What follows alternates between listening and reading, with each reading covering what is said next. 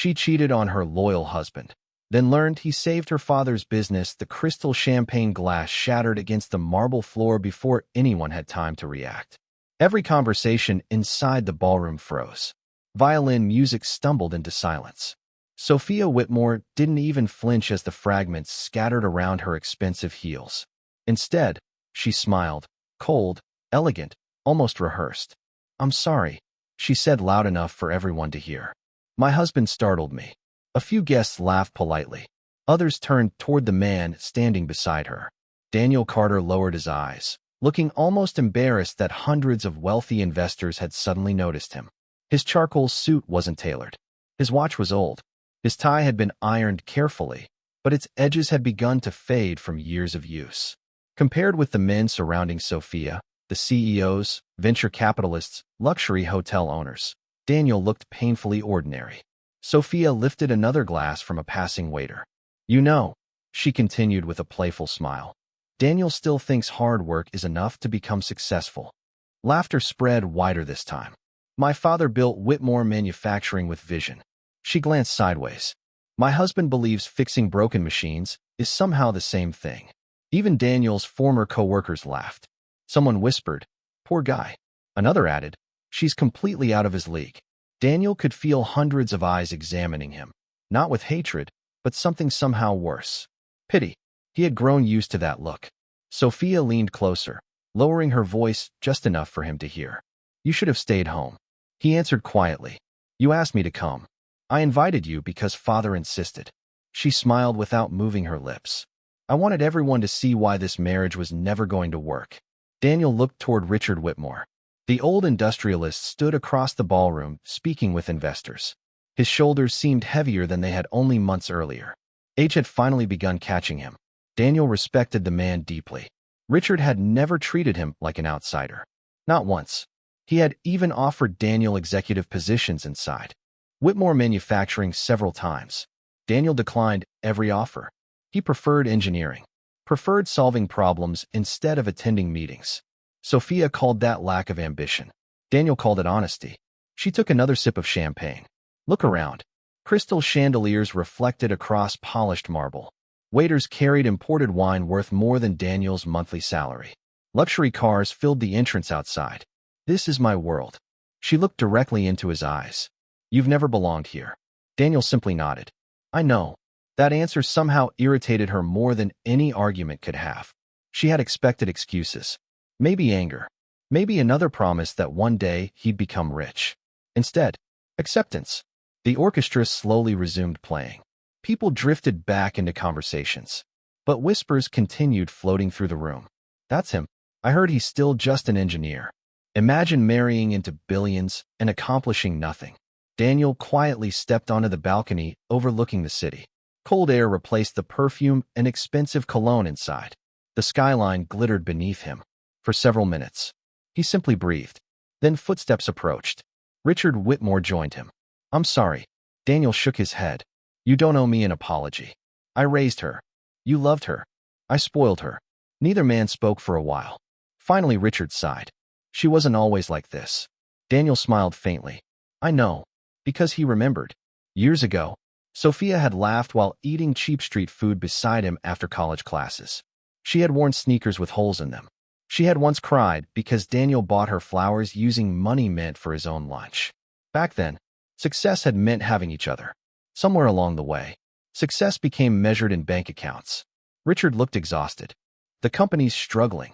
Daniel turned toward him. "I noticed." Orders had fallen nearly 40%. New competitors from overseas had begun dominating the market. Banks were becoming nervous. Employees whispered about layoffs. The board wanted aggressive expansion. Richard wanted stability. Both sides were losing. "I'll figure something out," Richard muttered.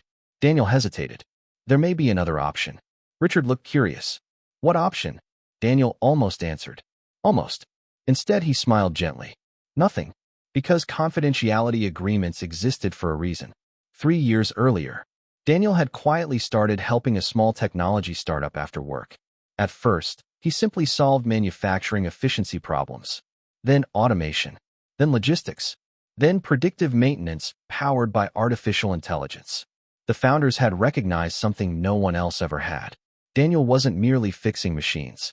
He understood entire systems. Eventually, they offered him equity instead of salary. He accepted, not because he expected wealth, because he believed in the technology. Sophia never knew. She never asked why Daniel spent nights working.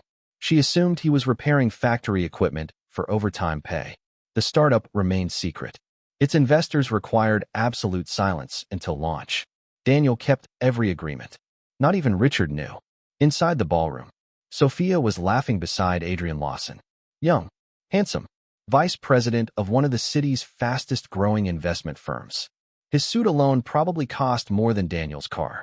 Adrian wrapped an arm around Sophia's waist naturally. Too naturally. Daniel noticed. Richard noticed too. The old man's expression darkened.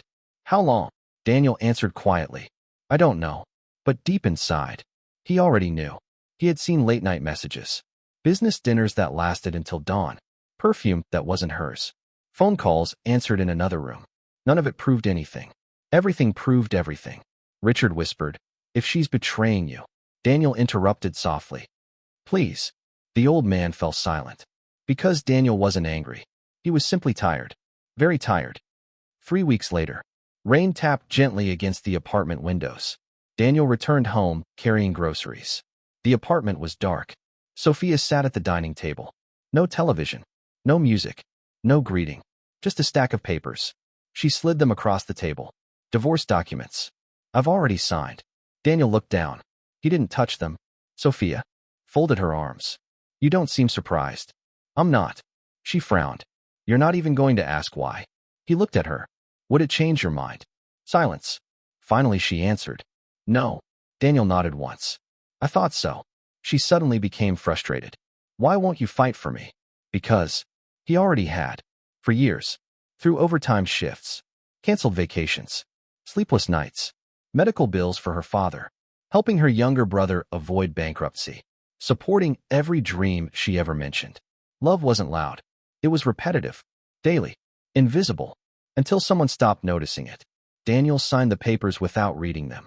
Sophia stared. That's it. He placed the pen down carefully. I hope you find what you're looking for.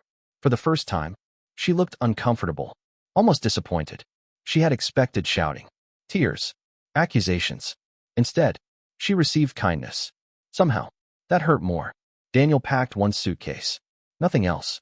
Not the furniture he paid for. Not the television. Not even the wedding photographs. At the front door he paused. I have one request. Sophia looked relieved. Finally. Emotion. What? Take care of your father. She blinked. What? He loves you more than anyone. Daniel smiled sadly. Don't make him choose between us. Then he walked away. No slammed doors. No dramatic speeches.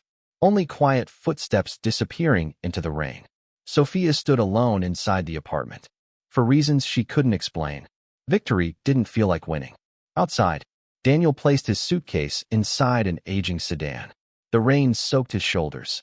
His phone vibrated. A single message appeared. Board approval confirmed. Congratulations, Mr. Carter.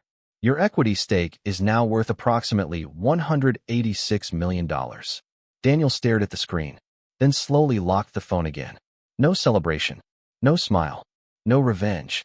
Just silence. Because the one person he had wanted to tell had already chosen another future. Daniel rented a one-bedroom apartment above a closed bookstore on the east side of the city. The building was old. The pipes groaned at night. Rainwater gathered near the kitchen window whenever storms came from the north. But for the first time in years, the silence inside the room belonged to him. No disappointed sighs. No comparisons. No voice reminding him that other husbands earned more, dressed better, knew more important people. He placed his suitcase beside the bed and opened the curtains. Across the street, a bakery owner was switching off the lights. A bus hissed to a stop beneath the rain. Somewhere in the distance, a siren faded into the dark. Daniel stood there for a long time. He had lost his marriage that morning. By midnight, he had become wealthier than nearly everyone who had laughed at him in the ballroom. Yet he felt no triumph. Only the strange emptiness of arriving somewhere after the person beside you had already left. His phone rang. Ethan Cole, founder of Novaris Systems, rarely called after midnight. Daniel answered. Is everything all right? I was about to ask you the same thing. Daniel looked at the unsigned lease sitting on the counter. I'm fine. You're divorced. So you heard. Sophia's attorney called ours. She wanted confirmation that your shares were separate property. Daniel closed his eyes. Of course. Even now, she had not called him. She had called a lawyer.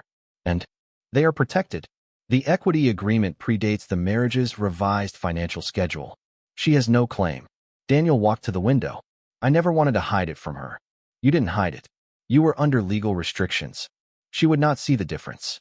Ethan was silent for a moment. Then he said, the board wants to announce you. No, Daniel. No interviews. No cover stories. No photographs. We are about to close the largest industrial automation contract in the country. People will ask who designed the platform. Tell them it was the engineering team. You are the engineering team. Daniel almost smiled. Almost. I'm not interested in becoming a headline. Then what are you interested in? Daniel looked down at the wet street. Keeping factories open. There was another pause. Ethan's voice softened. We received a proposal today. From whom? Whitmore Manufacturing. Daniel's hand tightened around the phone. Ethan continued carefully. They are looking for emergency capital and a complete operational restructuring. Their debt position is worse than public reports suggest. How bad? 3 months from default. Daniel said nothing. He had known the company was struggling. He had not known it was dying. They employ 4,000 people, Ethan said. Closing the oldest plants would be the logical move. No, the board will insist. No plants close until we examine every alternative.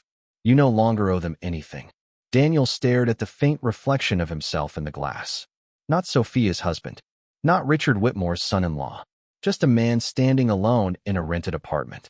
I owe the workers the truth before someone decides they are numbers on a spreadsheet. And Richard, Daniel's voice became quieter.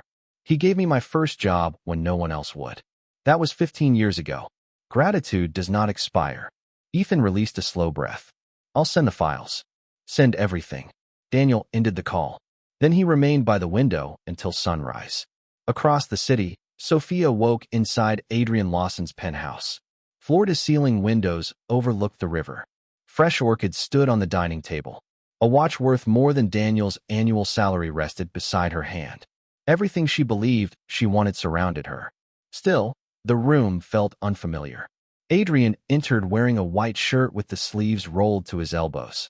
You're awake. I couldn't sleep. He poured coffee. You'll adjust. Sophia watched him move through the kitchen.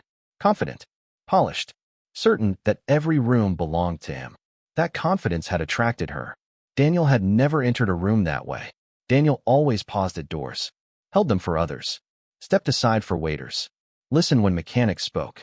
He occupied little space. Adrian seemed to own all of it. I spoke to your father's board, he said. Sophia sat straighter. And they're desperate.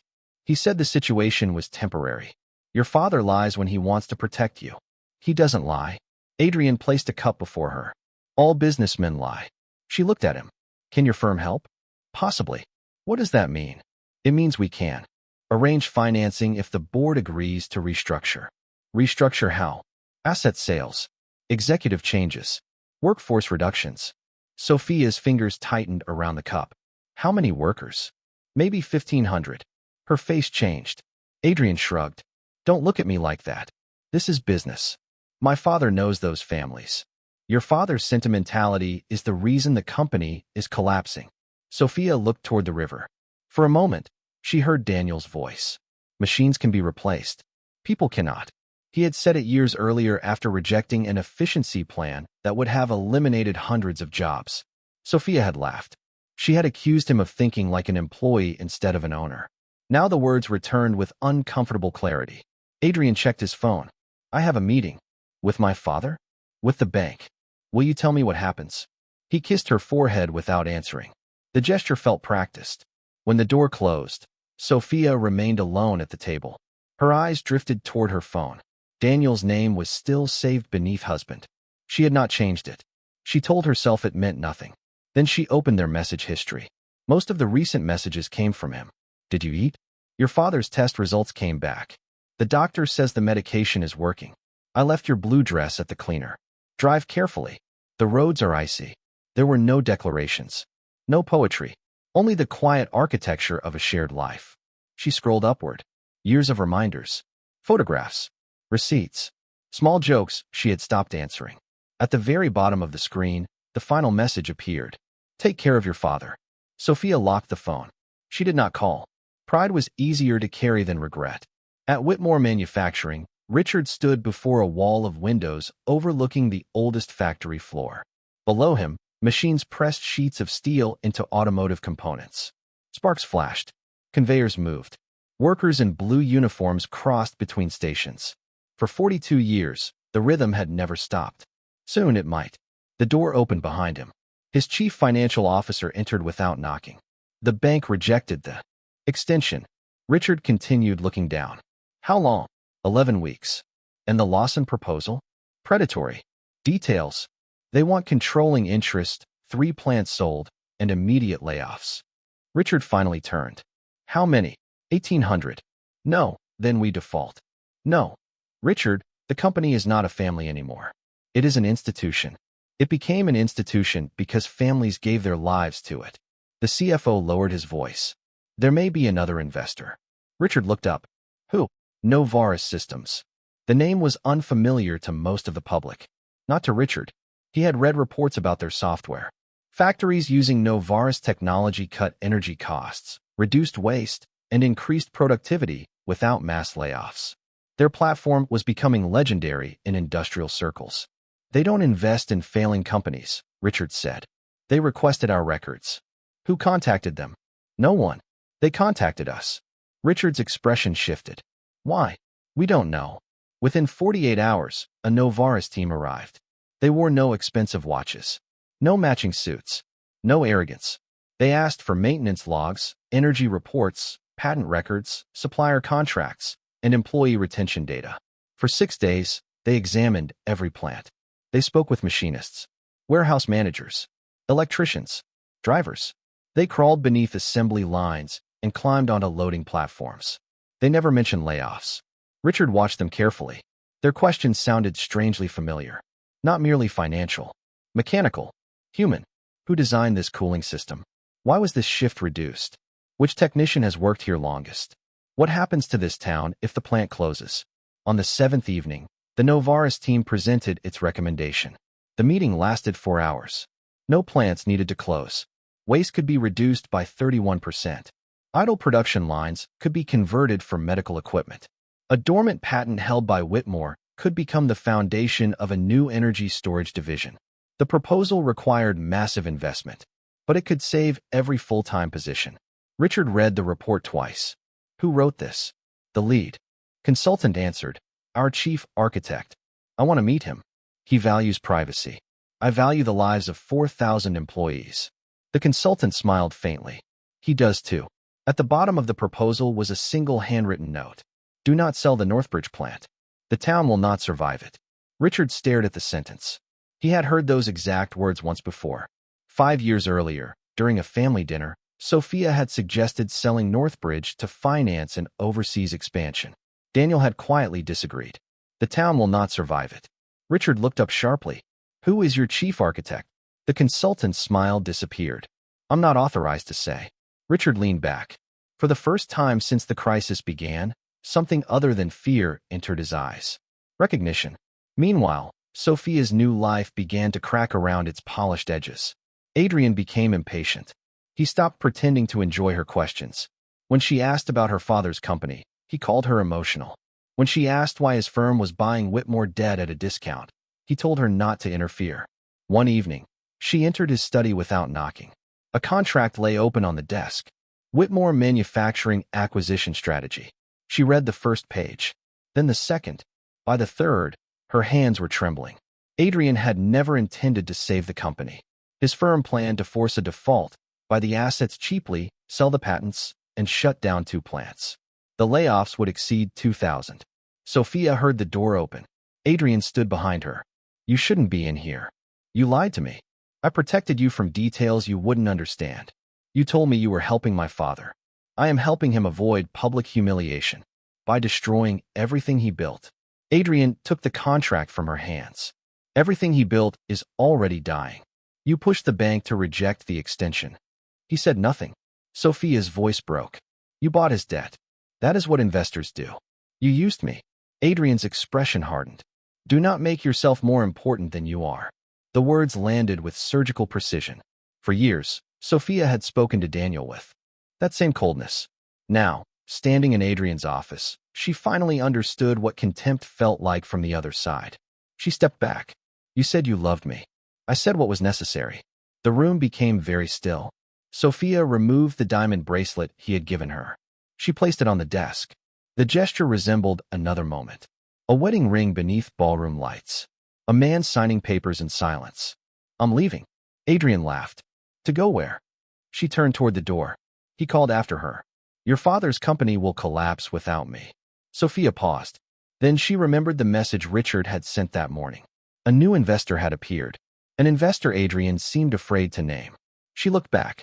No, she said. I think that's what frightens you. Richard suffered a heart attack 2 days later. It happened during a board meeting. One moment, he was arguing against the Lawson acquisition. The next, his hand pressed against his chest. His knees struck the carpet. By the time Sophia reached the hospital, he was in surgery. She sat beneath fluorescent lights with her hands clasped so tightly that her fingernails cut into her skin. No one sat beside her. Adrian did not call. Board members sent assistants. Relatives sent flowers. At 3 a.m, a nurse approached. Ms. Whitmore. Sophia stood too quickly. He's stable. Her breath collapsed out of her. The surgeon says the next 24 hours are critical. Sophia nodded, unable to speak. The nurse looked toward the end of the corridor. Your husband arranged for a cardiac specialist. Sophia froze. My husband. The gentleman who arrived earlier. He transferred your father's records and contacted the specialist personally. She turned. At the far end of the hallway, Daniel stood beside a vending machine. His old coat was damp from the rain. He held 2 paper cups of coffee. He looked exactly as he had on the worst nights of their marriage. Steady, quiet, present. Sophia walked toward him slowly. What are you doing here? Daniel handed her one of the cups. Your father needed help. How did you know? His assistant called. Why would she call you? Because he asked her. 2. Sophia lowered her gaze to the coffee. No sugar. A little milk. Exactly the way she drank it. Daniel still remembered. She hated that he remembered. She hated that Adrian had forgotten everything. Thank you, she whispered. Daniel nodded. They sat on opposite ends of a bench. For several minutes, neither spoke. Machines beeped behind closed doors. A cleaner pushed a cart along the empty corridor. Sophia stared at Daniel's hands. There was a thin scar across his thumb from the time he repaired her father's furnace during a winter storm. She had forgotten the incident. His body had not. Daniel. He looked at her. I found out what Adrian was planning. Daniel's expression did not change. I know. You know? Novaris acquired the bank debt before his firm could. Sophia blinked. How do you know that? Daniel looked toward the operating room doors. Because I approved it. The corridor seemed to tilt. Sophia searched his face. What? Before he could answer, footsteps approached. Ethan Cole walked toward them with 2 attorneys and Whitmore's chief financial officer. Ethan stopped before Daniel. The board accepted the rescue package. Daniel stood. All employee protections? In writing. Northbridge. Remains open. The pension fund? Fully secured. Ethan handed him a folder. We only need your signature. Sophia rose slowly. Her eyes moved from Ethan to Daniel, then to the legal document. At the top of the page, beneath the Novaris Systems logo, were the words, Executive Chairman and Chief Systems Architect, Daniel Carter. Her coffee slipped from her hand. The cup struck the floor. Brown liquid spread across the white tile. No one moved. Sophia looked at Daniel as though seeing him for the first time. You own Novaris? Daniel answered calmly. I helped build it. The company's saving my father's business. Yes. How long? 3 years. 3 years. Her voice echoed down the corridor. You were worth millions while we were married? Daniel's eyes remained steady. That is what you want to ask? Shame crossed her face. No, but it had been her first question, and they both knew it. She looked at the contract again. You saved Whitmore. Not yet. You stopped Adrian. I stopped a bad deal. You protected my father. He protected me when I had nothing. Sophia's throat tightened. Why didn't you tell me? I tried. When? The night of the gala. She remembered the balcony. Richard speaking with Daniel. Daniel saying there may be another option. She had interrupted them moments later, asking Daniel to leave because his presence embarrassed her. The memory burned. I didn't know. You didn't ask. There was no cruelty in his voice. That made it worse. Sophia stepped closer. Were you testing me? No, then why keep it secret? Because the project was confidential. You could have told me something. I told you I was building something. You said you were helping a small company. I was. You let me think you were repairing machines at night. Daniel looked at her for a long moment. You already believed the worst of me. I stopped trying to correct you. The words entered quietly. They did not need force. Sophia lowered her eyes. Behind the glass doors, Richard was fighting for his life. Before her stood the man she had betrayed. And in his hand was the agreement that would save everything she had accused him of being too weak to understand.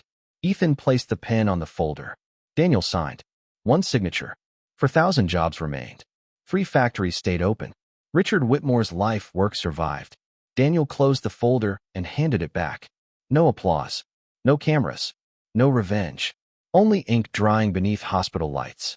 The news spread the following morning. Novara Systems had acquired a controlling stake in Whitmore Manufacturing. The company would be modernized, not dismantled. No plants would close. No workers would be laid off. Within hours, Daniel's name appeared across financial networks.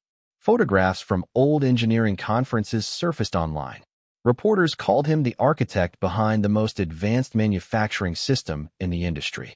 The man Sophia's friends had mocked became the man their husbands wanted to meet. Adrian Lawson lost his position within a week. An internal investigation revealed his firm had manipulated Whitmore debt negotiations for personal gain. Clients withdrew. Partners distanced themselves. His calls to Sophia went unanswered. She did not celebrate his fall. She understood now that destruction was not the same as justice. Richard woke on the 3rd day. The first person he asked for was Daniel. Sophia stood beside the hospital window when her former husband entered. Richard's face was pale. His voice was weak. You saved it. Daniel pulled a chair closer. We saved it. I did nothing. You built something worth saving. Richard's eyes filled. I should have told Sophia. Daniel glanced toward her. Told me what? She asked. Richard reached for her hand. When Daniel first joined the company, he redesigned the cooling system in Plant 3. Sophia frowned. I remember. No, you remember the company announcement. You don't remember what happened before it. Richard turned back to Daniel. The plant was going to explode. Sophia's face lost color. What? A pressure failure. The sensors missed it. Daniel didn't. Daniel looked down. Richard continued. He shut the line manually. Pulled 2 workers out. Burned his hand stopping the valve. Sophia stared at the scar across Daniel's thumb. The scar she had noticed in the hallway. The scar she had forgotten. The company told the press it was routine maintenance, Richard said. Insurance investigators warned us not to release details. Daniel shook his head gently. That was a long time ago. No, Richard whispered. That was the day I knew what kind of man you were. Sophia's eyes filled with tears. Her father squeezed her hand. And when the company began losing money last year, Daniel helped me privately. She looked at him. How? He paid our most urgent supplier invoices. Daniel's jaw tightened. Richard. He deserves the truth, Sophia said softly. Richard looked at his daughter. No, you do. The room became silent. He sold part of his Novara shares, Richard continued. He transferred the money through an investment trust so the board wouldn't reject it out of pride. Sophia could barely breathe. How much? Daniel stood. That doesn't matter. How much? Richard answered for him. $22 million. Sophia covered her mouth. $22 million. During the same year, she had mocked his salary. During the same months, she complained about his old watch. While she accused him of contributing nothing to her family, he had quietly placed $22 million beneath her father's collapsing business and never said a word. Why? She asked. Daniel looked at Richard. Because he needed it. No, her voice trembled. Why didn't you tell me? His eyes returned to hers. Would it have changed how you treated me? Sophia opened her mouth. No answer came. Because they both knew the truth. For a few weeks, perhaps, she might have praised him, introduced him differently, asked her friends to respect him. But respect purchased by a bank balance was not respect. It was admiration wearing borrowed clothes. Daniel adjusted Richard's blanket. Then he stepped away. You need rest. Sophia followed him into the corridor. Please. He stopped. She stood several feet behind him, afraid to move closer. I don't know how to apologize for what I did. You don't have to. I do. Daniel turned. Sophia had rarely looked uncertain in her life. Now, without perfect makeup or expensive jewelry, she seemed younger, like the woman who had once eaten street food beside him under college lights. I betrayed you, she said. I humiliated you. I measured your worth by things you were quietly giving away to protect my family. Daniel listened. No interruption. No rescue. She had to finish the truth herself. I thought loyalty was ordinary because you gave it to me every day. Her voice cracked. I thought love was weak because yours never threatened me. Tears slid down her face. And I chose a man who looked powerful because I had forgotten what power actually was. Daniel's eyes softened, but he did not step toward her. I am sorry, she whispered. Not because you became wealthy. Not because Adrian used me. Not because everyone knows your name now. She took a trembling breath. I am sorry because you were good to me, and I treated goodness like failure. For the first time since the divorce, pain moved across Daniel's face. Not anger. Grief. I loved you, he said. Sophia closed her eyes. I know. No. You know now.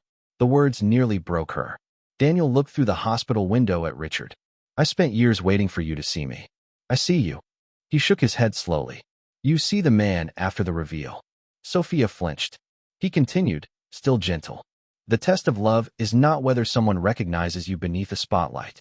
It is whether they respect you when no one is watching. She lowered her head. I failed. Yes.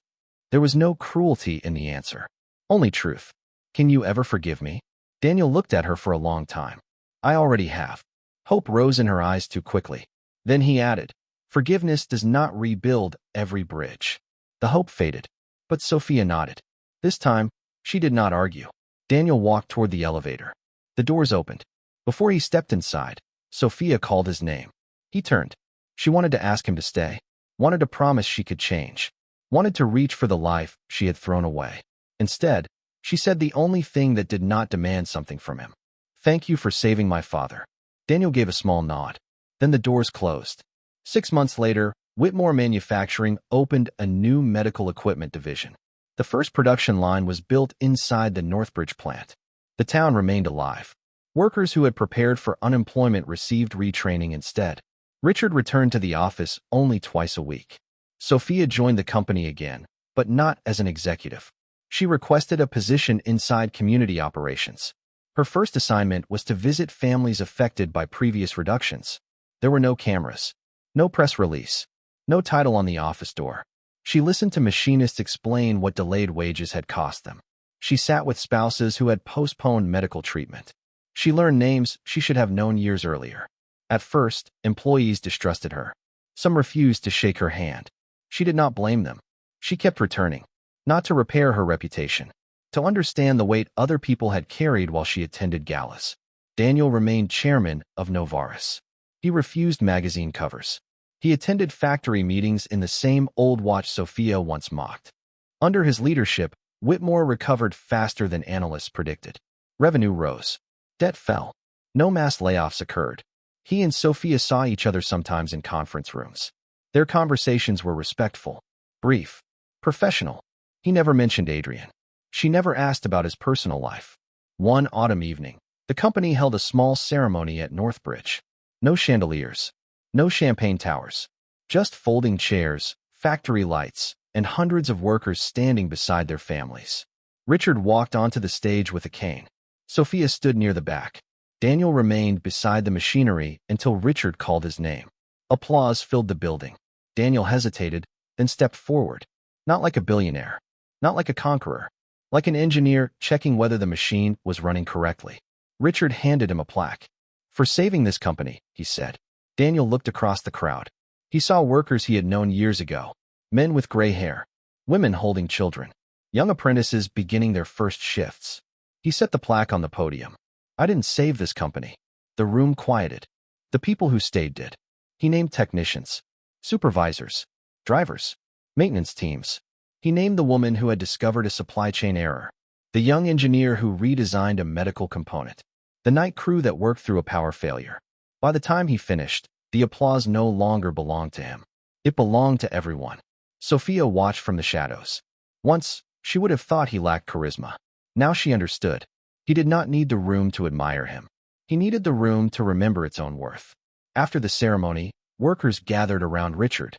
Children ran between chairs. Music played from a small speaker near the loading dock. Daniel stepped outside. The evening air smelled of metal, rain, and distant pine. Sophia followed, stopping several feet away. You left your plaque. I know. Someone will bring it to you. They can put it in the employee hall. She smiled faintly. That sounds like you. They stood in silence. Not the painful silence of their marriage. Something gentler. A silence that no longer asked to be filled. Sophia looked at the lights glowing through the factory windows. I used to think winning meant being chosen by the most powerful person in the room. Daniel placed his hands in his coat pockets. And now I think it means becoming someone who doesn't need to be chosen. He looked at her. There was no accusation in his eyes. No desire to punish. Only quiet recognition. You're doing well, he said. The words were simple. They meant more than praise. Sophia nodded.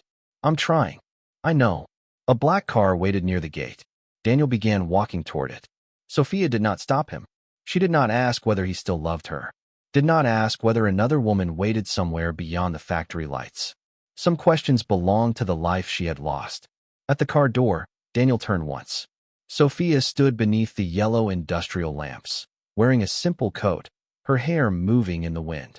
For a moment, they looked like two people who had survived the same storm from opposite shores. Then Daniel smiled. Not the smile of a husband returning. The smile of a man finally at peace. Sophia smiled back. No promises. No second wedding. No dramatic reunion.